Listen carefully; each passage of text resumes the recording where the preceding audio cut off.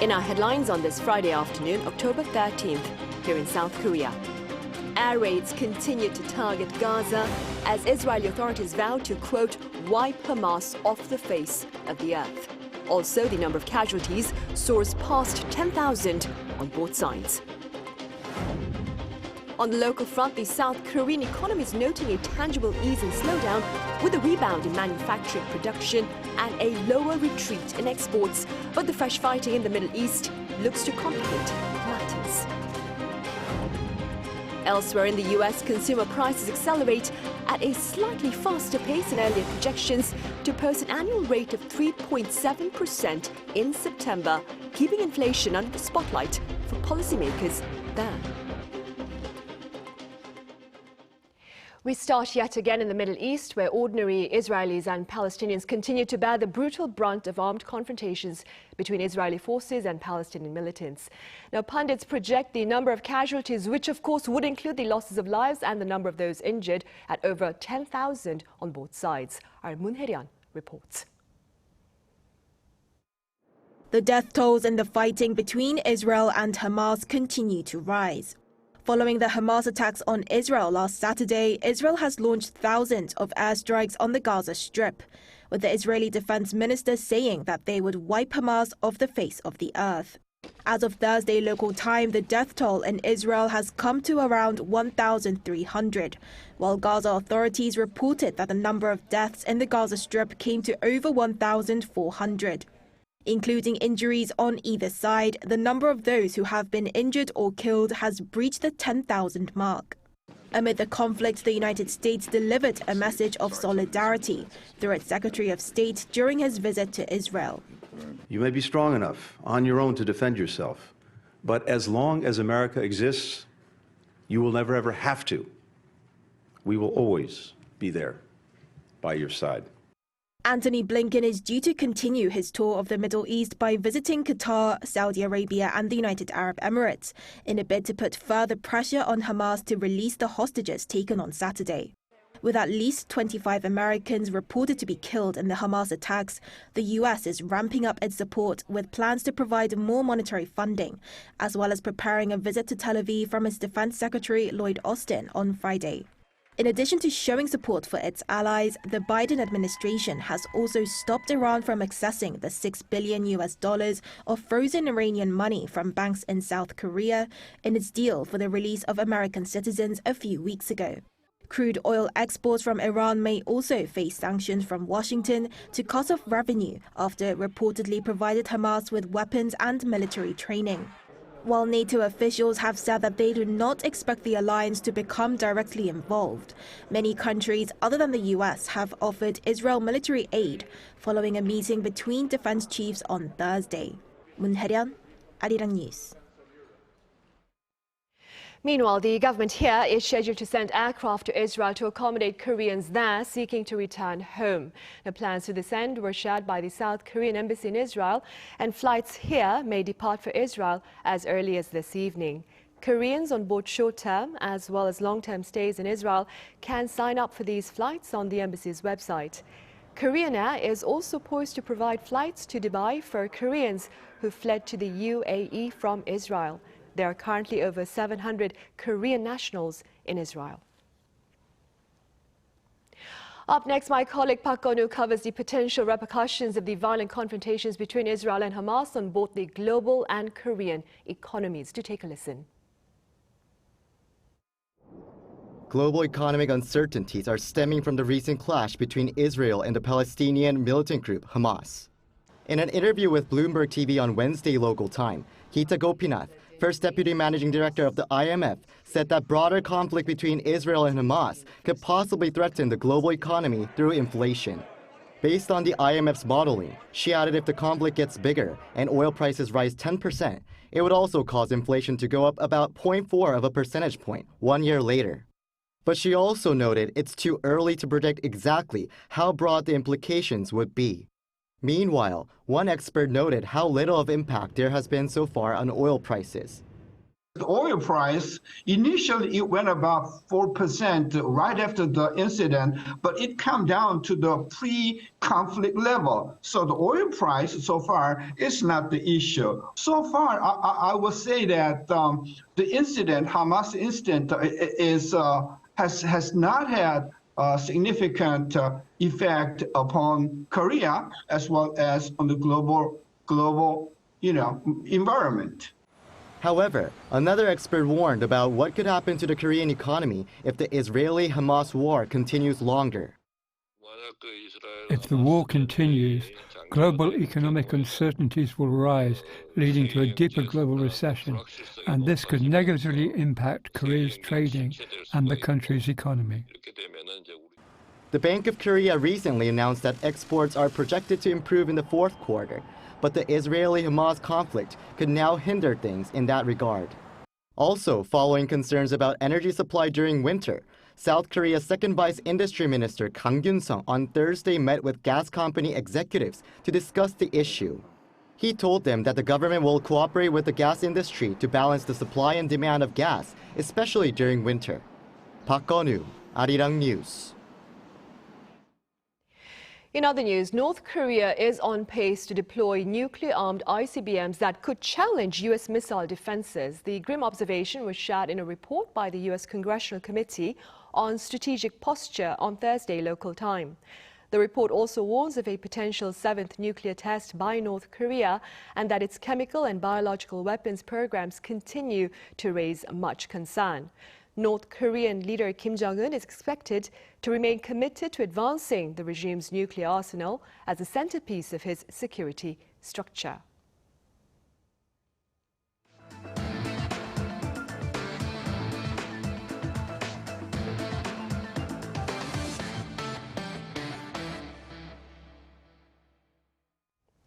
Seoul's finance ministry has stressed the ease in Korea's economic slowdown in recent times, but has shared concerns about the potential economic implications of the fresh conflict in the Middle East.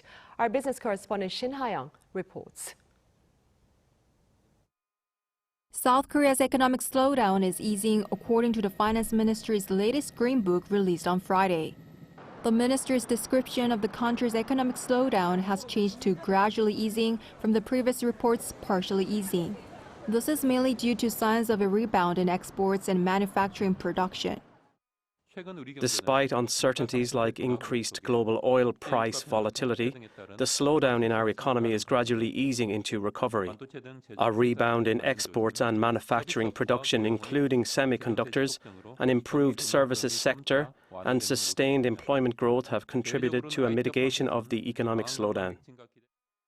The manufacturing production index in August increased by 5.6% from the previous month, marking a rise for the first time in 3 months.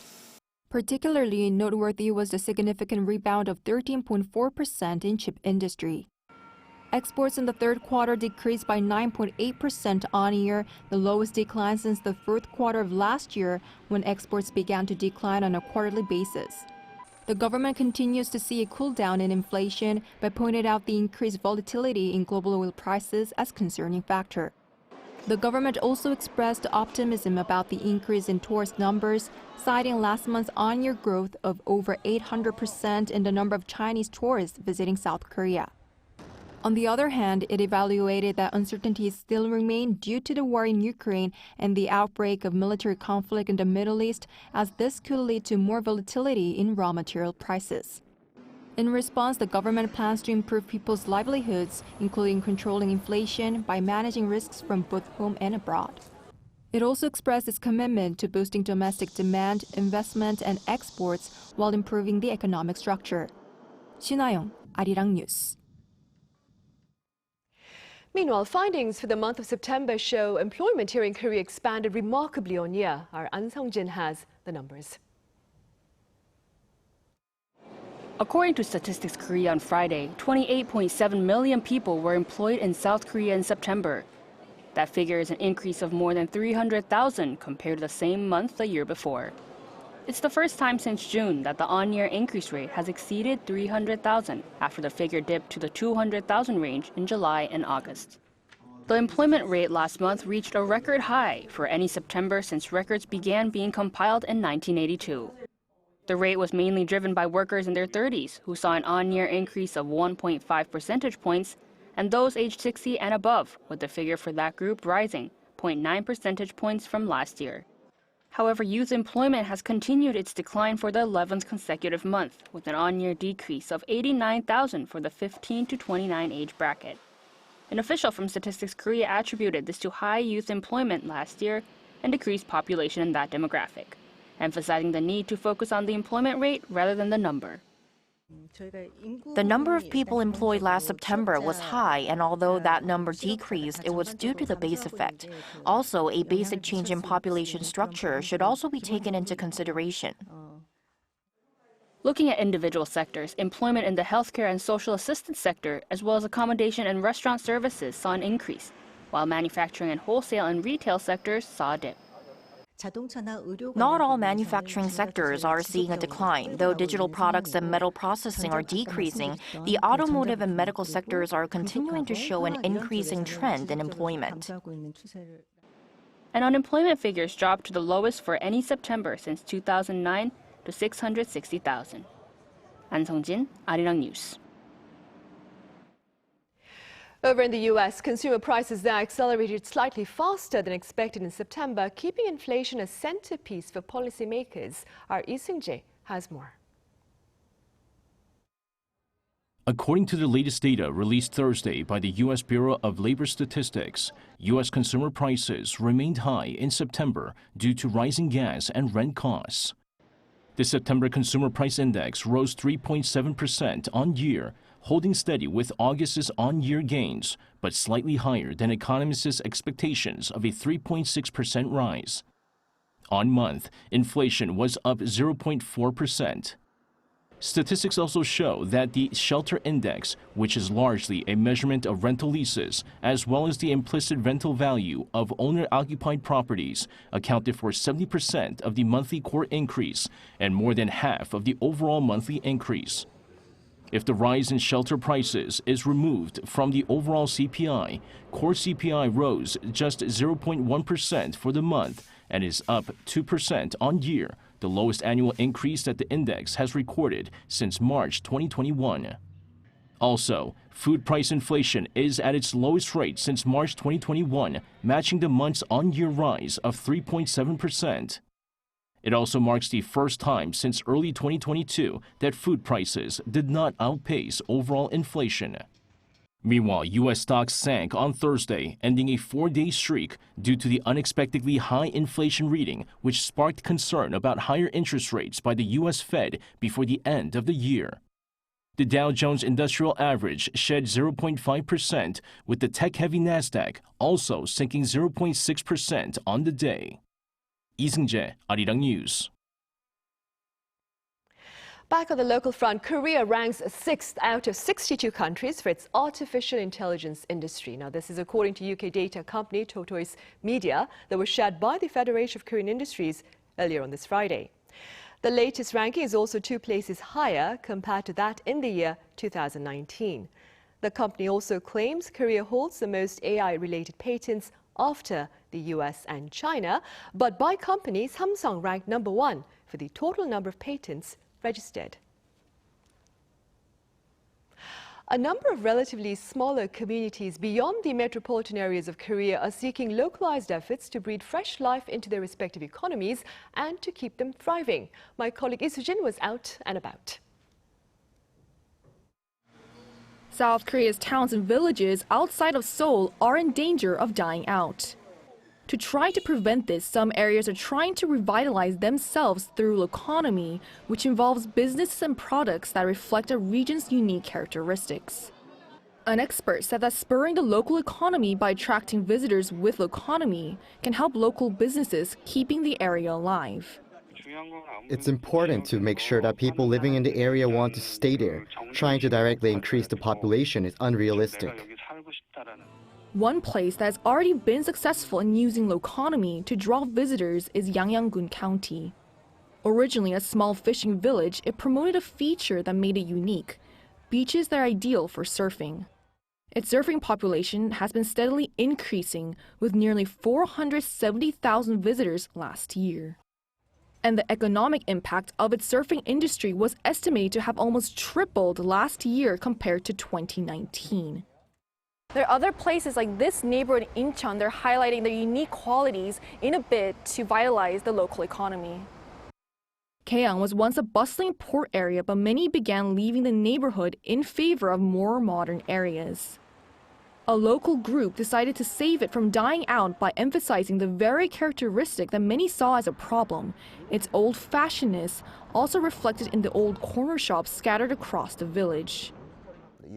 I believe that once Gehang's economy improves and the old corner shop owners make money, they'll pass on their businesses to their children, and then the neighborhood will have a lasting history. So instead of demolishing these shops, their old-fashionedness was promoted through galleries and social media to attract visitors, and this has already proven effective. People from Seoul also began to place orders as they discovered my shop on one of their visits to Gehang. Keeping with the retro trend of the area, he also designed the vintage logo of the local beer, which began selling its own merchandise after it saw a rise in visitors from people who come just to drink Gehang beer. While the locals are well aware that there is still much work to be done before Gehang's revival reaches the level of places like Yangyang, both are a testament to how loconomy is creating real economic value. Lee Soo-jin, Arirang News. For the first time in 15 years, Jeollanam-do province is hosting the country's annual sports festival. Some 28,000 athletes here and around 1,500 Korean athletes from overseas will compete in 49 sports, including fencing and swimming. Among those in competition are swimmer Hwang Sun-woo and high jumper Woo Sang-hyuk. The opening ceremony takes place at 5:30 p.m. Korea Standard Time at Mokpo Sports Complex. The festival runs until October 19th. And there was a special christening ceremony here in the country this past Thursday to share the names of the twin pandas that were born here back in July. Our Lee was at the event. Everland, the country's largest theme park, has decided to name its twin baby pandas Ruibao, meaning wise treasure, and Huibao, meaning shining treasure. Announced on Thursday, the names were chosen following a public contest, which took place from August 24th to October 6th. A brief media day event was held the same day, where Everland zookeepers introduced the twins in front of the cameras and some invited guests, capturing hearts as they made their entrance. The firstborn, Ruibao, weighed 180 grams at birth, while the younger, Huibao, was just 140 grams. The twins now weigh over 5 kilograms, with the weight being put on in only 100 days. We had never raised twins before, so we were quite nervous. However, watching them grow has made me happy, and it seems that many people following us on social media have also been very happy. The twins' parents are Aibao and Robao, and the twins have an elder sister, Fubao, the first giant panda bred naturally in Korea. After the sensational birth of the twins, Everland ran the naming contest in which approximately 20,000 people participated, submitting more than 40,000 names. Out of the 10 finalists, 700,000 participants' votes finalized the 2 names, reflecting the popularity of the panda family. Considering that it is challenging for the mother Aibao to take care of both babies at the same time, the twins had to take turns being fed by Aibao and also being given formula milk. This is currently on a 10-day rotation. However, starting from around 4-month-old, when they start walking steadily, they will both be cared for by their mother. They have now opened their eyes and are starting to grow their teeth. Once they start walking well, which is expected at around 4 months, they will return to their mother. And if they follow her well enough, they can be introduced to the public. Coming together on such a meaningful day, my children were very excited, and I also felt very happy today. Hopefully, the twins will have grown healthy enough to adapt to the external environment and be ready to meet the public next year. 이은희, Arirang News.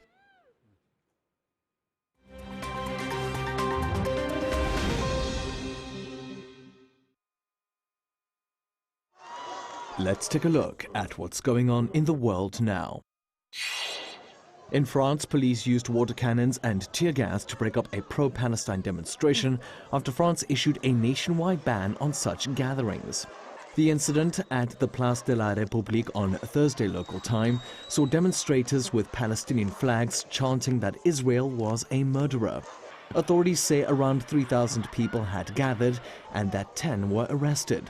The ban was put in place by France's Interior Minister Gérald Darmanin, who said that since the Hamas attack at the weekend, more than 100 anti-Semitic acts have been recorded and people have been arrested for trying to carry knives into synagogues. The minister has said that any foreign nationals breaking the rules will be deported. France has large Jewish and Muslim communities at around 500,000 and 5 million people respectively. In keeping with tradition, Britain's Royal Mint has revealed a new set of coins to mark the arrival of a new monarch. The new coins showcase King Charles III and his passion for nature conservation. All coins will feature the king's face on the head side. The tail side of different coin denominations will show various flora and fauna, including a red squirrel, an oak tree leaf, and bees, amongst others. The new coins will keep the size and shape of previous designs and are expected to enter circulation at the end of the year. Old coins featuring Queen Elizabeth II will still be accepted, while banknotes featuring the king's face will go into use in the middle of 2024. And finally, New York Comic Con 2023 has officially kicked off. The 17th edition of the annual pop culture event began on Thursday local time and is expected to draw in more than 200,000 people over the next 4 days. The opening saw a number of attendees enter the event at the gov't Center, dressed in a variety of costumes, from Buzz Lightyear to Batman. The convention will feature special exhibitions as well as panels with Hollywood A-listers such as Chris Evans and Ewan McGregor. Comic-Con first started in 1970 in San Diego, California. It's since grown into an international multi-city event that showcases everything from comic books to movies and television. Matthew Ashley, Arirang News.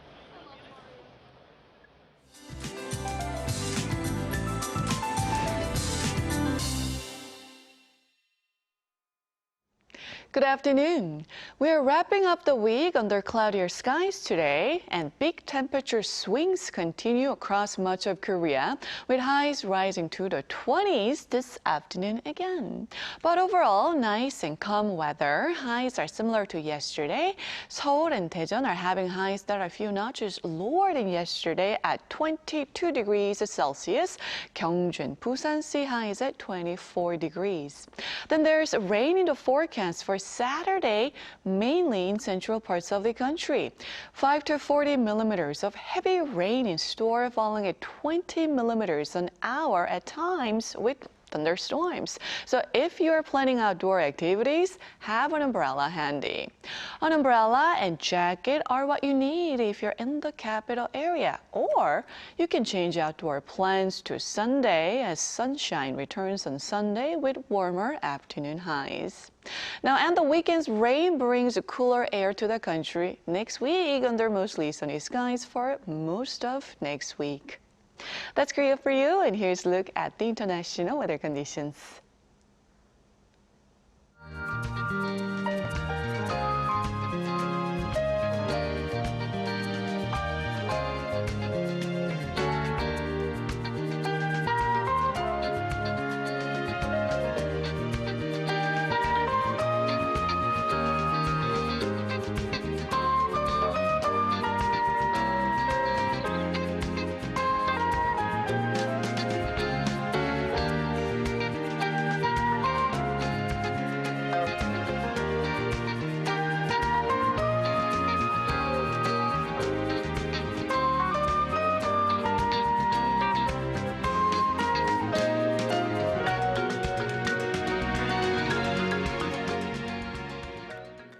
And those are the headlines at this hour here in Korea. Coming up next is our panel session to mark the International Day for Disaster Risk Reduction. Do stay with us.